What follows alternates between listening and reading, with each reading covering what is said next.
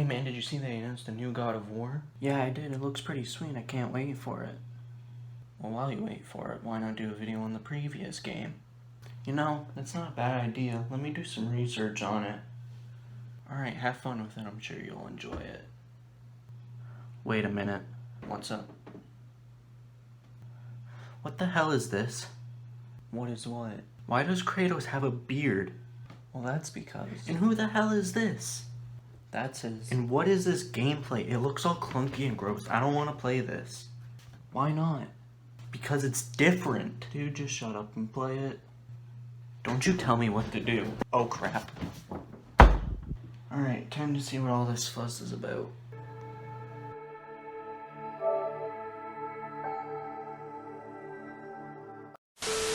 Okay, jokes aside, I absolutely adore this game. It is one of my favorite games to come into this console generation.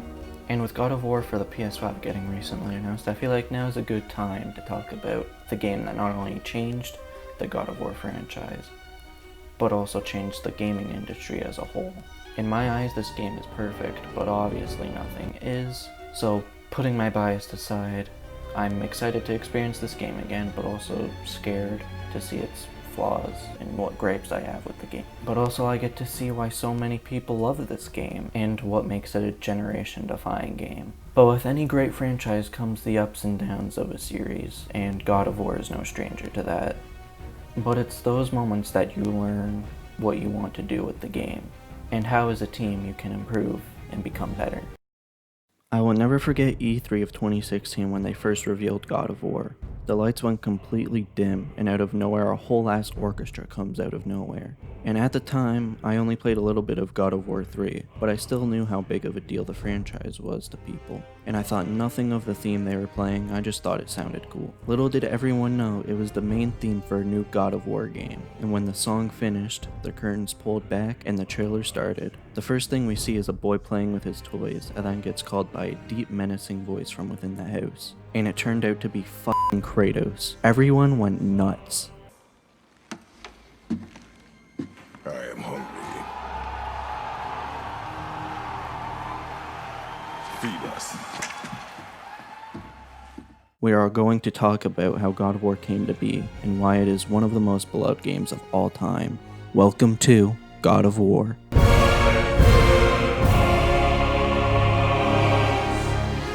Let's start by talking about the development and how this game came to be. The very first God of War came out on March 22nd, 2005, and with any game, you don't really expect it to blow up, but it did, and people loved it. Cory Barlog was the lead animator of it. Now you may be wondering why I'm mentioning this. Well, after God of War 1 came out, Cory got the role of director for God of War 2 and 3, which were complete masterpieces and two of the best games of that generation. But then after he did those two games, Cory Barlog left Sony Santa Monica in 2012 and joined Crystal Dynamics to help direct the new Tomb Raider game. And then in 2013, God of War Ascension came out, and that's when everyone got really tired of Kratos. Everyone was at the point where they didn't like Kratos being this angry brute all the time. People were saying that this should be the end of Kratos. If he were to come back, they would have to kill him off or give Kratos a fresh start. So that's what Sony Santa Monica did. They weren't ready to give up on God of War yet. Santa Monica decided that if they were going to make another God of War, they needed the man that helped give this franchise life,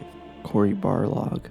So they set out to find him, and they did. And Cory knew that people were tired of Kratos being this angry, exhausting character, so he decided that he would give God of War a reimagining, giving the God of War Kratos a second chance. So they changed everything about God of War. They redefined the combat, gave Kratos a beard and an axe. They even changed the camera to stay right behind the player. But the most important change they made to this game is that it would focus on storytelling of father and son, Kratos and Atreus, and that's how this game was born. Now it's time to move on to the real game, talk about everything that makes it a masterpiece, but also the flaws of it and what can be improved on for the next game. God of War for PS4 is a complete reimagining of the franchise. The past games focused on fun combo-based hack-and-slash gameplay, throwing bits and pieces of story at you as you go on, and they definitely found a good balance with those games. But when Cory came back to Sony Santa Monica, he threw all of that out the window. And how did he do that? By turning Kratos into a lumberjack. They gave him a f***ing beard and an axe. But he's also a tree lover? Oh wait, no. He hates the ecosystem. But that's not all they did. They changed the camera angle to be right behind Kratos' shoulder. They completely reworked the combat. They also chose to focus more on story this time. But there's one last thing they did. They gave Kratos a son. All of these additions are a very warm welcome to the series and feels like a big breath of fresh air. Speaking of air, Kratos no longer breathes that crappy grease air. He somehow made it all the way to Midgard, which is in Norway. And does anyone know how the hell he got here? Like, did he just fucking walk? I'm gonna need some answers, Cory Barlog. This game is still somewhat linear, with branching paths that usually lead to treasure, and Kratos apparently has no time to sit around and open them, because he just punches them open with his bare hands. But unlike the previous games, it's not entirely linear. They added a giant hub world now that you can explore in your boat. And this is when the game gives you the choice to continue the story or explore Midgard at your own pace and find all the little secrets. And for the first time in the series, there are side quests that you can find all around Midgard. You can get them from Brock and Sindri. There are also spirits around Midgard that give you side quests. I'm gonna be honest, I didn't do many of the side quests because I was too invested in the story, and I really wanted to see what happened next, but also for another reason, and this is my first gripe with the game. The map sucks. I don't like it. It looks cool, showing how everything looks from a bird's eye view, but it's very hard to find where the side quests are located. I tried finding multiple side quests for over 10 minutes and ended up giving up because I couldn't find it. This could just be me not exploring enough in the area, but it felt like I searched through every nook and cranny. There are quite a few variations of chests you can find, but I'm only going to be talking about one really important one. While exploring, you'll find these chests with runes on them, and they require you to find all the runes, whether it be by breaking pots or spinning a wheel. But once you unlock it, you will either get an Idun apple, which increase your maximum health, or a Horn of Bloodmead, which increase your maximum Spartan Rage. You need 3 of these to increase that respective stat. There are also a lot of collectibles you can find in the game. There are artifacts you can find all over Midgard and other realms that you can sell for a decent bit of money. You can find Odin's ravens that fly around or just chill around Midgard, and we are not big fans of Odin, so we fucking kill them. My favorite thing that you can find is the shrines. They help expand the world and give you more lore on certain characters and the past of Midgard. This is a small gripe, but I hate how whenever you kick down a chain, Kratos climbs down it. It's not a big complaint, it's just a little bit annoying. God of War is also filled with puzzles. A lot of them are very repetitive, but that's expected since it's very hard to make every puzzle unique. But I would have at least hoped for a little less repetition. There is one very unique puzzle that you can do in the story, where you have to put symbols in a certain spot, and if you don't do it in time, you die. As mentioned before, this game is a lot more narrative driven than the previous titles. The entire game is filmed in one shot, the camera never cuts away. It's a seamless transition between gameplay to cutscenes. It was very ambitious considering the hardware they had to do it on. Kratos now has a family, and you find out in the first cutscene that Kratos has a son. He had a wife, and his son's name is Atreus. And the game starts with a very emotional scene of Kratos burning his wife, because her last wish was for Kratos and Atreus to spread her ashes on top of the highest peak in all the realms. And that's what sets them off on their journey through Midgard. And you'll meet a variety of characters, including gods, more gods, Freya the witch, a giant-ass water snake, please don't eat me sir, the dwarves Brock and Sindri, and a blue midget. You do know that's a god, right? Bullshit, you want me to believe that's a god? Have you seen the size of him? Not all gods have to be tall and buff. I could crush him under my thumb, he's that small. Oh boy, I want to see how this pans out. Holy shit, why is he so strong? I didn't mean to offend you.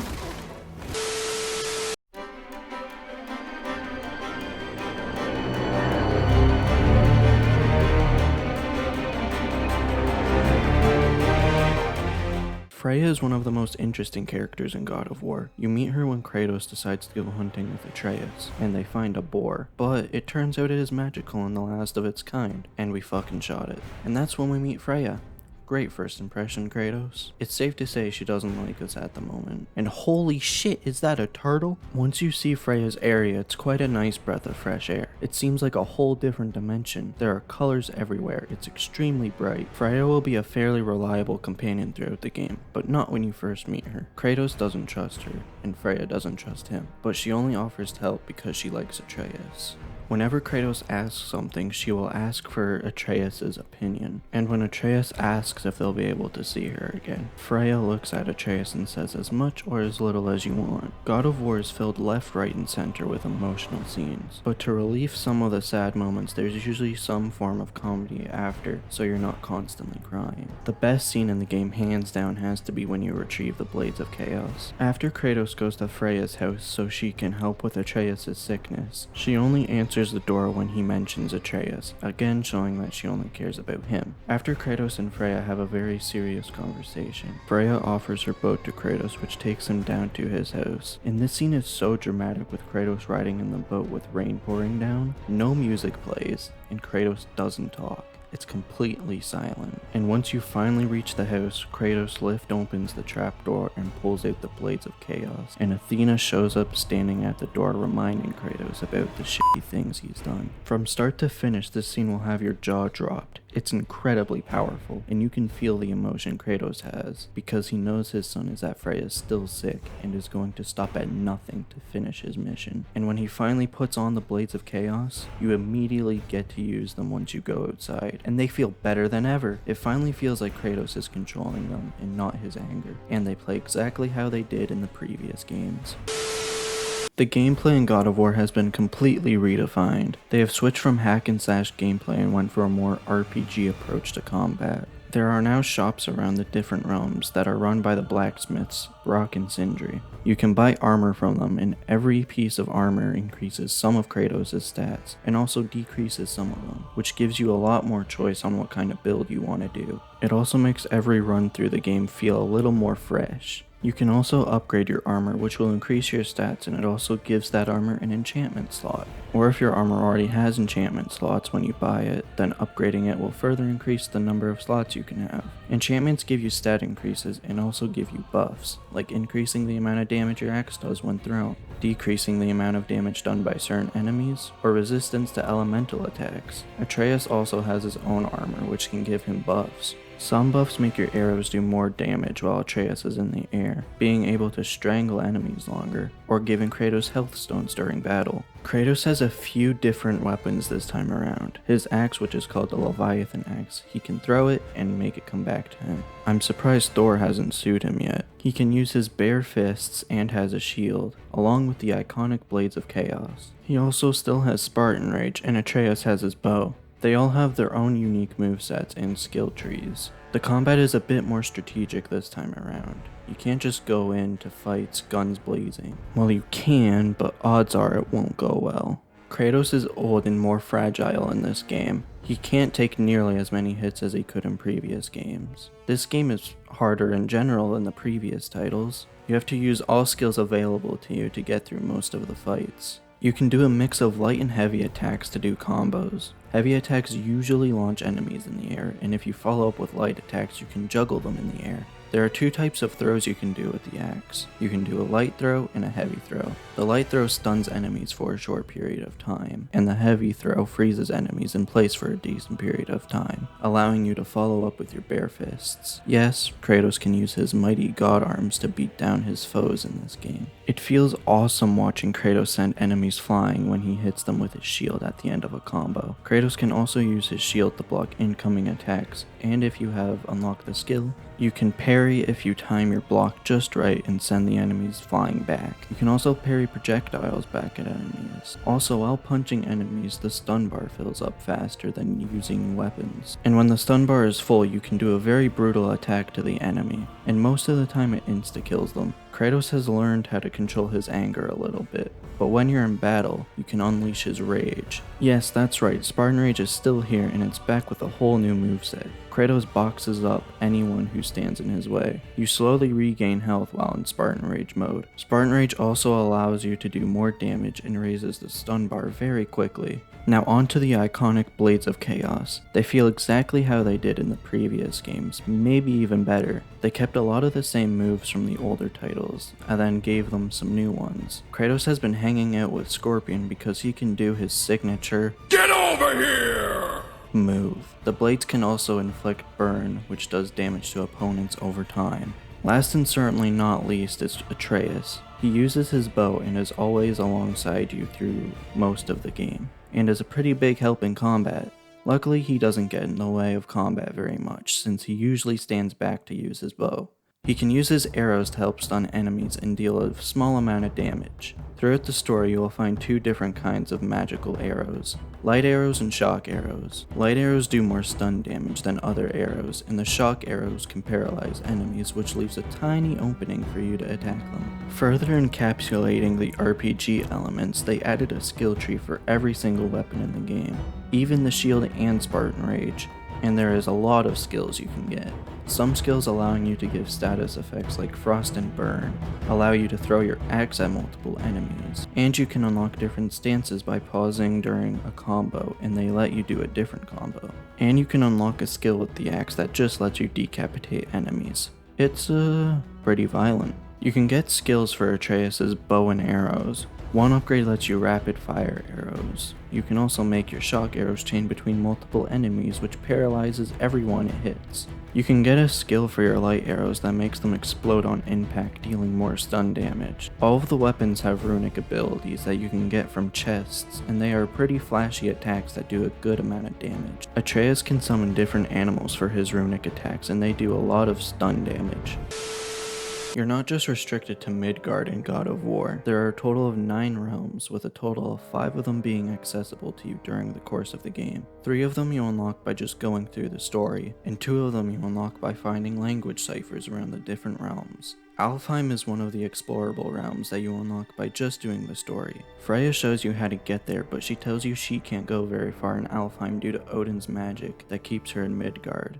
And once you get there, you immediately see this in effect as she gets pulled back by nothing, and Kratos tries to help her, but he can't since it's too powerful. She tells you where you have to go and seemingly tells you something important, but we never find out what she says since she gets pulled back into Midgard before she can finish her sentence. And no one likes anyone in Alfheim. The Light and the Dark Elves are at war with each other, and the Dark Elves immediately attack you when you enter. As much as I would like to say I like all of the realms, that would be a lie. The only one I don't like is Helheim. It has some of the coolest story pieces in it. It shows some of Kratos' past and what he did to Zeus, and he tried to hide his past from Atreus, but it shows up right in front of him, and Kratos just stands there in shock. It's a pretty powerful scene. But what I don't like about Helheim is how it's paced. The first visit is fine, you just fight a boss and then leave, and this is the only story realm you visit twice. The second visit sucks. It's extremely boring. You have to ride a ship through Helheim, and while doing so, you have to fight enemies while lighting the bushes on fire to stay afloat. The first 5 minutes are very stressful, and that's fine, but after that it gets very repetitive and boring. They try to change it up by throwing giant hooks over the ship,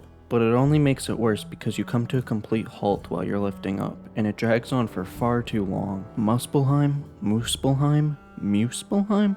Whatever, doesn't matter. I'm just gonna say Muspelheim from here on out. Muspelheim is one of the realms you need the ciphers to unlock, and it's the definition of hell. Well, okay, not literally. That aside, Muspelheim will test you to your limit. You have to use everything you've learned up until that point in 6 pain-inducing trials. All of them have 2 difficulties, normal and hard. You have to complete both difficulties to unlock the next arena to do more trials. The challenges range from a variety of different things, whether it be survive for a certain amount of time, defeat the enemies in a certain amount of time, or kill grunts to make the boss vulnerable, and a whole lot more. After every trial you complete, you get a reward, which is a chest with resources to make armor. Niflheim is the second unlockable realm, and I don't know why or how they did this, but they made an entire roguelite in God of War. Every time you enter the arena, it will always be different. I would also recommend not going to Niflheim until level 7, because the enemies there are around that level. I did it at level 5 and could barely get past the first area. It's very worth doing because you can get some of the best armor in the game. All of the chests in Niflheim give you mist echoes, and you have to get a lot of them to make the armor. The hard part of that is that you have to make it back to the entrance to retrieve your mist echoes. If you die, you lose them all. However, I found an easy-ish way to get them. Just run into the first arena, defeat the enemies, get all the chests, go back to the entrance, turn around, rinse and repeat, and you'll get some of the best armor in no time.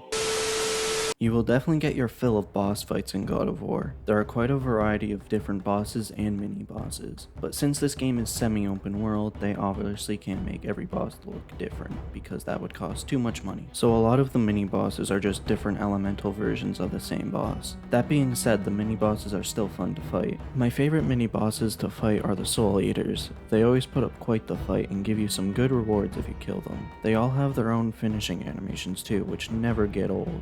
The bosses you fight during the story make up for that though. You get to fight a dragon, you get to fight Odin's son Boulder. You fight him like 3 times, and one of those times is on top of a dragon. It's one of the most epic fights in the game. You also get to fight Magni and Modi, who are Thor's sons. All of the bosses are very fun to fight. They all have their own ways of fighting and always have something they throw out of left field that you don't expect. If you're looking for some real challenging bosses, there are secret bosses called Valkyries. They require the chisel to unlock the door to them. They can be found all across Midgard, and be ready, because these guys don't f**k around. They are extremely tough.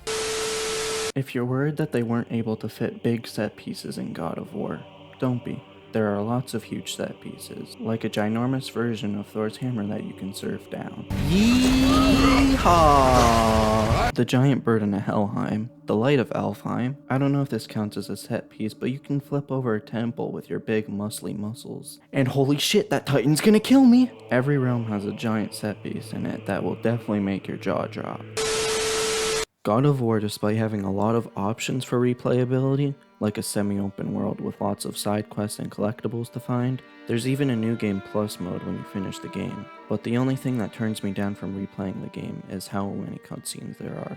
I know they wanted to go for a more story-driven approach to the game, which is awesome. I loved every second of the story. But I wish there was some way for me to skip the cutscenes in New Game Plus mode, but there isn't. Which kind of sucks because the combat is so fun that I just want to get right back into the action. God of War 2018 is a phenomenal game through and through. Sony Santa Monica did a great job giving Kratos a second chance at life, and I can't wait to see what they do with the sequel. We don't have to wait long since it's just around the corner. If you haven't played God of War 2018 yet, I don't know what you've been doing, but now is a great time to play the game and see what you've been missing out on. You don't need to play the previous games to understand entirely what's going on, but if you do a little bit of research, it'll definitely help with getting a bit more of the story. I'm very excited to see where Santa Monica takes the story next, and what kind of crazy plot twists they have in store for Atreus and Kratos.